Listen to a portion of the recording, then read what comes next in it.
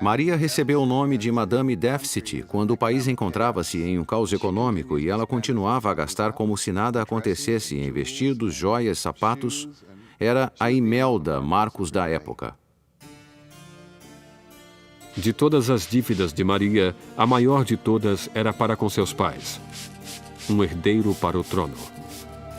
Durante 7 anos de casamento, Luís e Maria ainda não tinham produzido um filho. Maria encontrava-se em uma posição tremendamente humilhante. A função de uma rainha era produzir um herdeiro. Era absolutamente necessária a presença de um filho.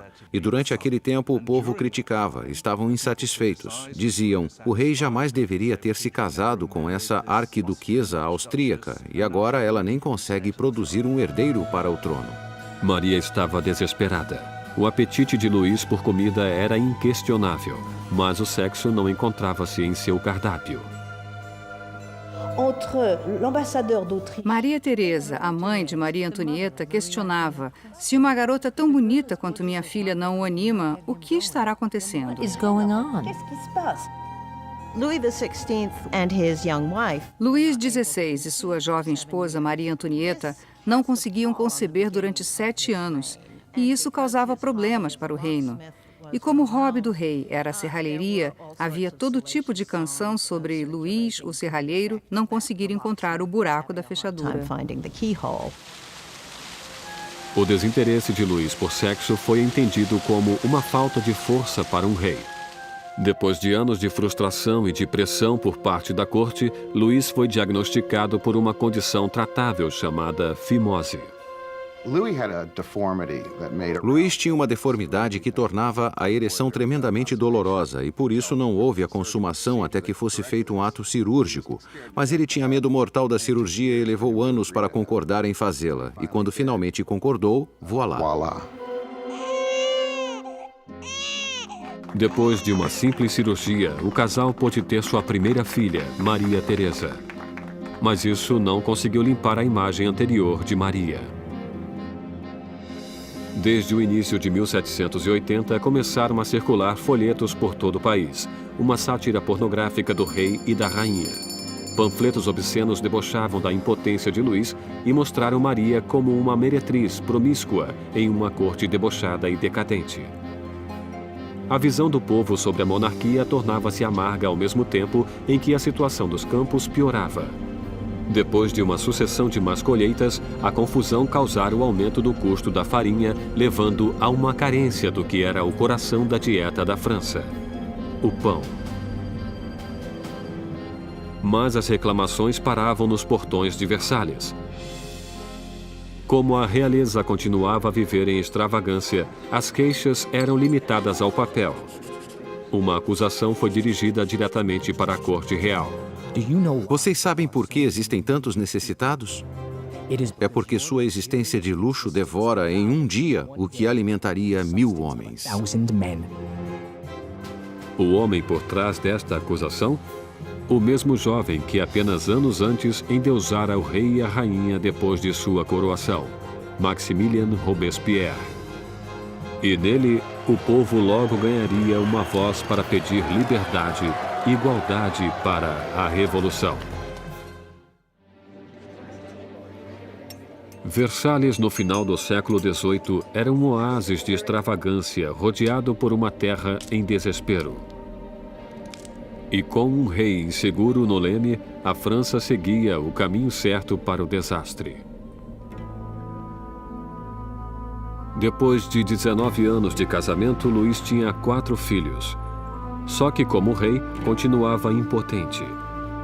Em uma tentativa de demonstrar liderança, Luís ousa fazer reformas financeiras. Mas sua falta de conhecimento sobrecarrega os pobres com impostos pesados, enquanto a nobreza não paga por nada.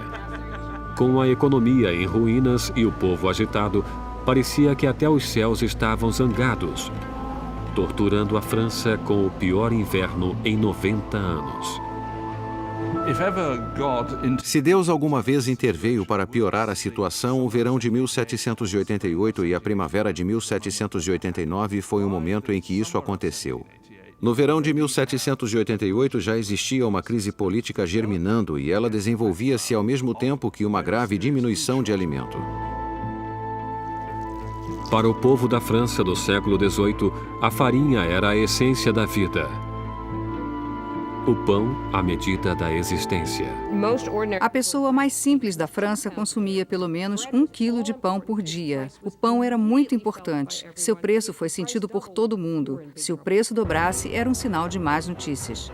Com os enganos financeiros cometidos por Luís, o custo da farinha aumentou horrivelmente. A quantidade de alimentos era pequena. E o custo de um pãozinho logo era igual ao do salário de um mês. A fome tornava-se ira. Revoltas surgem por toda a França. Casas são destruídas. Padarias são roubadas e os padeiros que não podiam mais vender o pão eram linchados.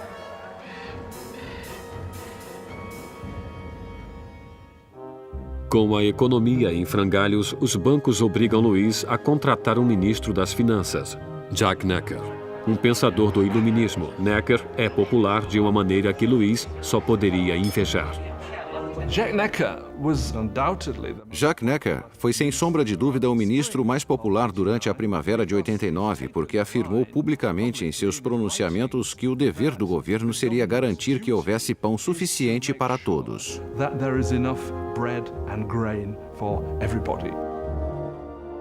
Como a nação em uma crise fiscal, Necker insiste que Luís faça uma reunião do corpo representativo tradicional do reino, os Estados Gerais. Era a primeira vez em que os representantes eram convocados em 175 anos. A França estava organizada politicamente em algo chamado de 3 estados. O primeiro estado era o clero, o segundo era a nobreza e o terceiro todos os outros. E segundo os censos contemporâneos, os 2 primeiros estados ocupavam 3% da população e o terceiro estado 97%. Muitos julgaram o fato injusto para com o terceiro estado, que era a maioria da população, ter somente 1/3 dos representantes. Sentiram que seria injustiça a existência de um parlamento com 3 câmaras, onde 2 delas, a nobreza e o clérigo, venceria nos votos o povo. 4 de maio de 1789. Um jovem e habilidoso advogado e político chegou a Versalhes. Maximilien Robespierre chegou para ficar diante dos Estados Gerais como representante, para lutar por uma voz justa para o povo que ele representava, o terceiro Estado. Órfão nascido no interior, Robespierre obteve uma proeminência acadêmica com seus estudos prodigiosos, tornando-se um orador eloquente, com ótima aparência, sem um fio de cabelo ou uma frase fora de lugar.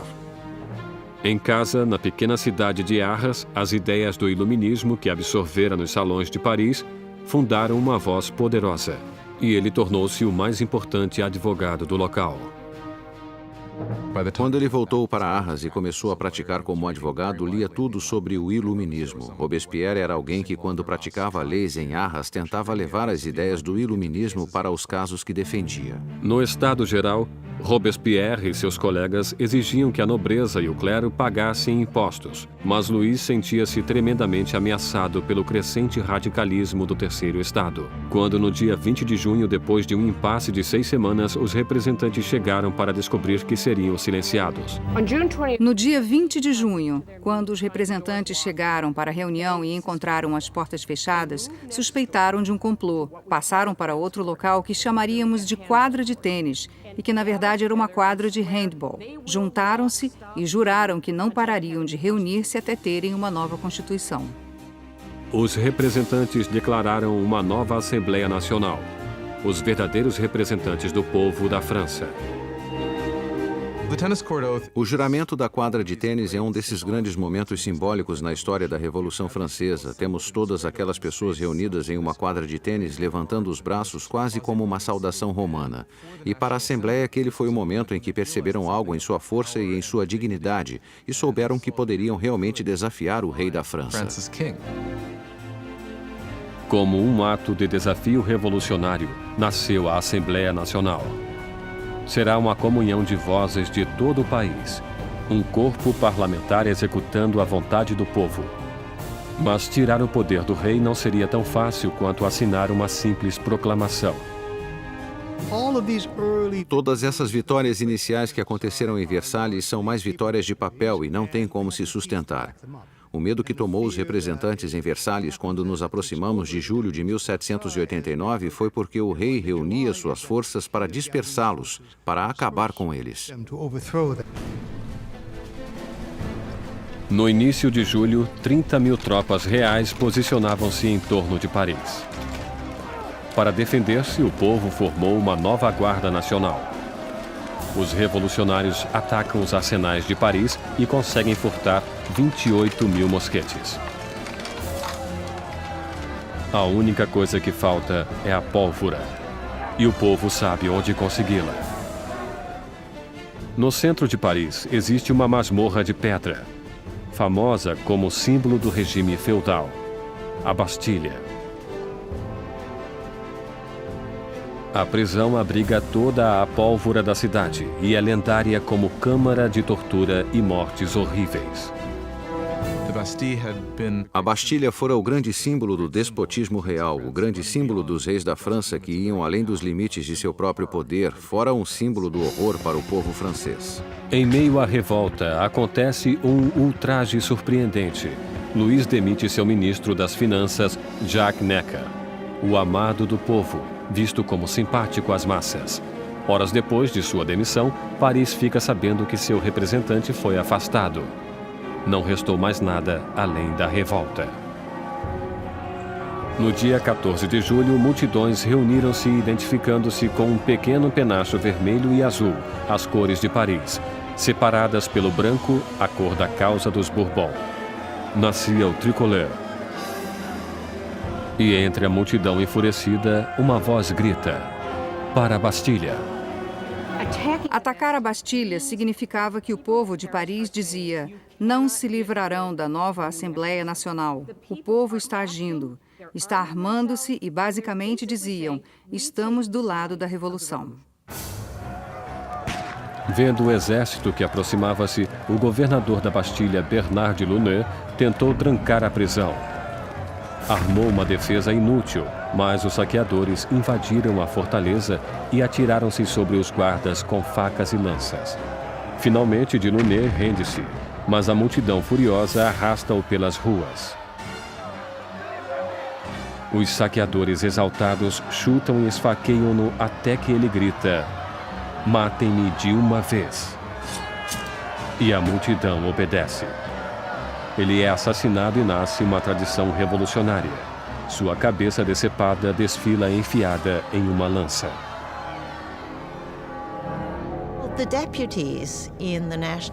Os representantes da Assembleia Nacional não condenam esse ato de violência.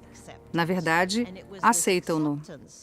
E foi essa aceitação da violência popular que, pela visão de algumas pessoas, criou um padrão que teria consequências catastróficas para o desenvolvimento da Revolução. Com a fumaça ainda pairando sobre a Bastilha, Luís XVI voltava da caça. Em seu diário, em 14 de julho de 1789, escreve nada, referência à sua caçada mal sucedida. Um ajudante surge com as notícias das revoltas e da queda da Bastilha.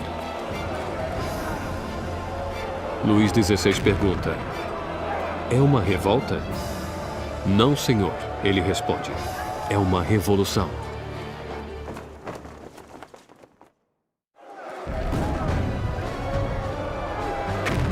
A queda da Bastilha soltou as rédeas da Revolução. O povo desafiara seu rei e vencera. Não havia mais retorno. Como um símbolo da derrota real, o povo, homens, mulheres e crianças, cavaram com as próprias mãos e derrubaram a Bastilha, tijolo por tijolo. Começavam a desmontar o próprio passado. Os franceses decidiram destruir a Bastilha logo que puderam. Sem terem como usar explosivos, isso foi feito dolorosamente, mas com um tremendo vigor. E os tijolos foram arrancados e vendidos como emblemas da demolição do despotismo. A energia das ruas